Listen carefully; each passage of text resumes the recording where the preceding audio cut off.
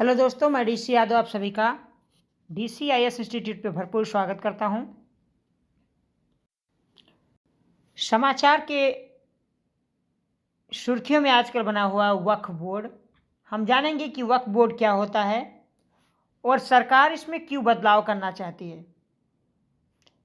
ये कानून हमारे UPSC, स्टेट PSC जैसे एग्जाम के लिए अति महत्वपूर्ण है।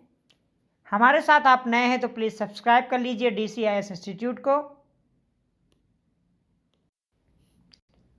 अब साथियों, सबसे पहले हम बात करते हैं कि वक्फ बोर्ड है क्या।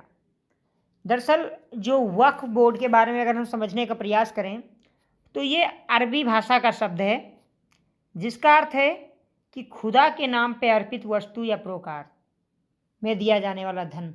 अर्थात अगर कोई ऐसी वस्तु या संपत्ति है जो ईश्वर के नाम पे हम रिजर्व करते हैं, वही होता है वक्फ। और इसको जो रिजर्व करने के लिए संस्था है उसका नाम है वक्फ बोर्ड। दरअसल इसमें चल और अचल दोनों प्रकार की संपत्ति शामिल है, यानी दोनों प्रकार की चीज़ें वक्फ में दी जा सकती है। यदि कोई संपत्ति किसी वक्फ के लिए घोषित हो जाती है तो वो गैर हस्तांतरणीय हो जाती है, यानी अब वो किसी को हस्तांतरित नहीं हो सकती। अर्थात वो जमीन, वो संपत्ति ईश्वर को दे दी गई है, ऐसा माना जाता है। अब साथियों आगे बात करते हैं कि वक्फ बोर्ड में कौन कौन से सदस्य होते हैं। तो सदस्यों की अगर हम बात करें तो एक तो इनके पास न्यायिक शक्ति होती है, अर्थात इन्हें मुकदमा करने की शक्ति भी इनके पास होती है। इस वक्फ बोर्ड में एक अध्यक्ष होते हैं। अध्यक्ष के अलावा राज्य सरकार के इसमें सदस्य होते हैं। मुस्लिम जो विधायक होते हैं, MLA होते हैं, वो शामिल होते हैं। मुस्लिम जो सांसद होते हैं वो भी इसमें शामिल होते हैं। इसके अलावा राज्य बार काउंसिल में जो भी मुस्लिम मेंबर हैं वो भी वक्फ बोर्ड का हिस्सा होते हैं। इस्लामिक जो स्कॉलर होते हैं, विद्वान होते हैं, उनको भी इसमें शामिल किया जाता है। तो एक तरीके से मुसलमानों का एक पूरा पढ़ा लिखा और एडमिनिस्ट्रेटिव का जो व्यक्ति होता है, जो कहीं ना कहीं प्रशासन की दृष्टि से काम करता है, वो सब के सब वक्फ बोर्ड में शामिल होते हैं।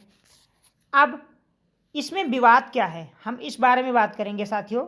तो अगर हम विवाद की बात करें तो दरअसल 2022 की बात है, तमिलनाडु में वक्फ बोर्ड ने हिंदुओं द्वारा बसाया गया एक गांव जिसका नाम है थिरुचेंदुरई, इस गांव पर वक्फ होने का दावा ठोक दिया गया। अर्थात वक्फ बोर्ड ने ये कहा ये पूरा का पूरा गांव जो है ना, ये वक्फ है, अर्थात ईश्वर की ज़मीन है, इस पे कोई काम नहीं हो सकता है। इसी तरीके से बेंगलुरु में एक ईदगाह है, ईदगाह मैदान है, उस ईदगाह मैदान को लेके भी विवाद चल रहा है। दरअसल वो भी वक्फ की संपत्ति बताई जा रही है। 1950 से साथियों वक्फ की संपत्ति होने का दावा बेंगलुरु ईदगाह को किया जा रहा है। सूरत नगर निगम के भवन को भी वक्फ की संपत्ति होने का दावा किया जा रहा है। अब बात यहाँ पर है कि इस्लाम में कुछ लोगों का ऐसा मानना है कि जो सूरत पहले था वो मुग़ल काल में सराय के नाम से जाना जाता था और इसलिए ये वक्फ की प्रॉपर्टी है, अर्थात ईश्वर की प्रॉपर्टी है, और ये सूरत नगर निगम भवन को सरकार को वक्फ को सौंप देना चाहिए। ऐसे कलकत्ता के Tollygunge club, royal Calcutta golf club, Bengaluru में ITC विजिटर होटल जैसे ज़मीनों को भी वक्फ बोर्ड ये दावा करता है कि ये ज़मीन वक्फ की है।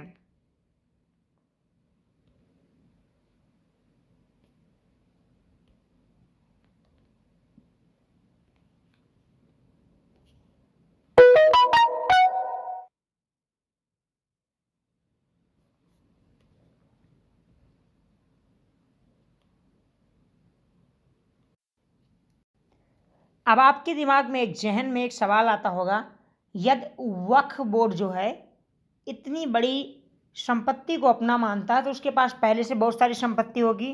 तो साथियों मीडिया रिपोर्ट की अगर हम बात माने तो 8 लाख एकड़ से अधिक ज़मीनें इस समय वक्फ बोर्ड के पास है।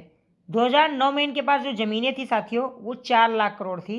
अब 2024 में ये बढ़ के दोगुनी हो गई है, यानी 8 लाख करोड़ हो गई है। और इनकी जो कीमत है साथियों वो 1.2 लाख करोड़ के आसपास मानी जा रही है।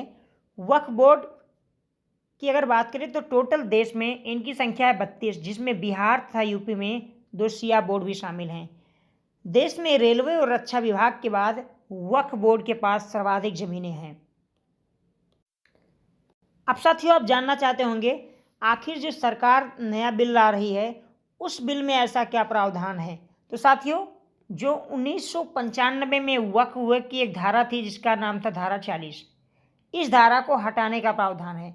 दरअसल इस धारा के अंतर्गत एक प्रोविजन ऐसा है कि वक्फ बोर्ड अगर किसी संपत्ति को ये कह देती है कि वक्फ की संपत्ति है तो एक तरीके से वो संपत्ति ही उसके नाम हो जाती है, चाहे सरकार को इसमें हस्तक्षेप करने का कोई अधिकार नहीं होता है। किसी संपत्ति को वक्फ की संपत्ति होने का जो निर्णय होता है वो अंतिम निर्णय वक्फ ही करता है। विधेयक में अब केंद्रीय पोर्टल बनाया जाएगा, एक डेटाबेस को तैयार किया जाएगा और डेटाबेस में रजिस्ट्रेशन का भी प्रस्ताव है। अधिनियम लागू होने के 6 महीने के भीतर जितनी भी वक्फ की प्रॉपर्टी है उन सभी को केंद्रीय पोर्टल पर रजिस्टर करना होगा, ऐसा इसमें कहा गया है।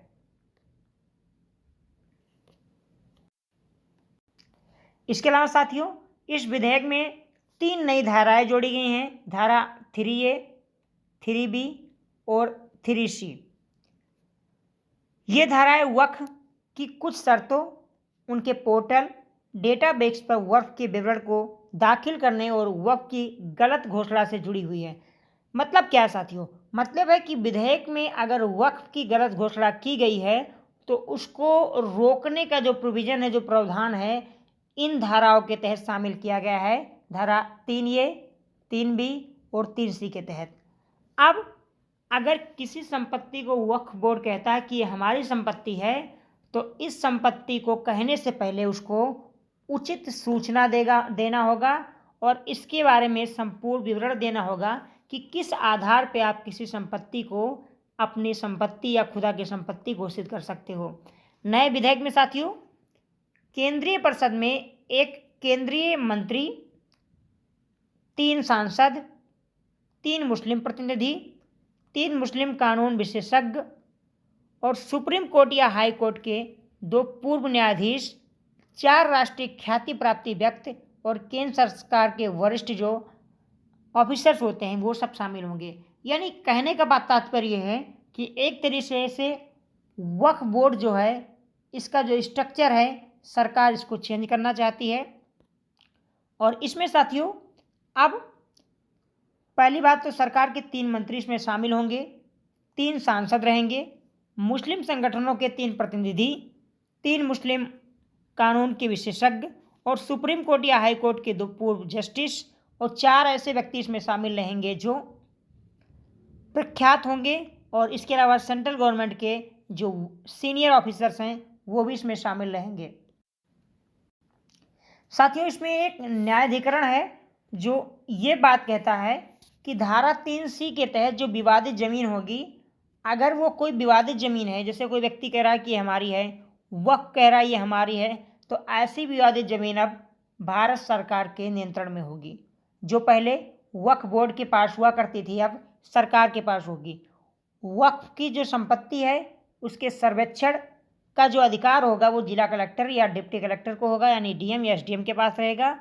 और नए विधेयक से केंद्र को किसी भी वक्फ का लेखा परीक्षण कराने का आदेश देने की शक्ति है और ये लेखा परीक्षण भारत के महालेखा जो नियंत्रक परीक्षक होते हैं कैग, उनके द्वारा किया जाएगा। और अब साथियों क्या है, इसी बिल का भारत में विपक्षी पार्टियों के द्वारा विरोध किया जा रहा है। विरोध करने के पीछे कारण ये है कि कह रहे हैं कि आर्टिकल 26 का ये वायलेशन है। जो फंडामेंटल राइट्स है आर्टिकल 26 जिसमें धार्मिक प्रबंधन का अधिकार है। कांग्रेस के जो सांसद हैं KC वेणुगोपाल साहब, इन्होंने कहा है कि आर्टिकल 36 का हवाला देते हुए कि यह बिल गैर मुस्लिम को भी शामिल करने का प्रावधान करता है जो किसी धर्म की आस्था और स्वतंत्रता पे हमला है। तो एक तरीके से इस बिल के खिलाफ मुस्लिम पर्सनल लॉ बोर्ड और सभी विपक्ष की पार्टियां हैं, लेकिन वर्तमान एनडीए सरकार इस बात को साबित करना चाहती है कि जो वक्फ बोर्ड की प्रॉपर्टी है ये बहुत सारी प्रॉपर्टी अवैध है और ये लोगों से ज़बरदस्ती कब्जा कर ली जाती है और ऐसा कोई कानून नहीं है जिससे वो इसे मांग सके। और वक्फ बोर्ड का जो अंत निर्णय होता था साथियों, वो अंतिम निर्णय होता था। अब इस विधेयक के द्वारा अंतिम निर्णय नहीं रहेगा, बाकायदा उसका पंजीकरण होगा और ऐसा कोई विवाद उठता है तो ये ज़मीन भारत सरकार के पास रहेगी। और इसमें साथियों एक प्रावधान किया गया है, जो डिस्ट्रिक्ट कलेक्टर होता है उसका डिसीजन अंतिम डिसीजन होगा। वो जिस चीज़ को डिसाइड कर देगा उस चीज़ को ही अंतिम सत्य माना जाएगा। तो साथियों सेशन कैसा लगा आप ज़रूर बताइए। हमारे साथ नए हैं तो प्लीज़ सेशन को लाइक कीजिए और सब्सक्राइब कीजिए, साथ ही बेल आइकन को प्रेस करना ना भूलिएगा। अगर आपने अभी तक DCIS को सब्सक्राइब नहीं किया है, आप सभी का बहुत बहुत धन्यवाद। अपनी शिकायत और सुझाव देना ना भूलें। जय हिंद, जय भारत।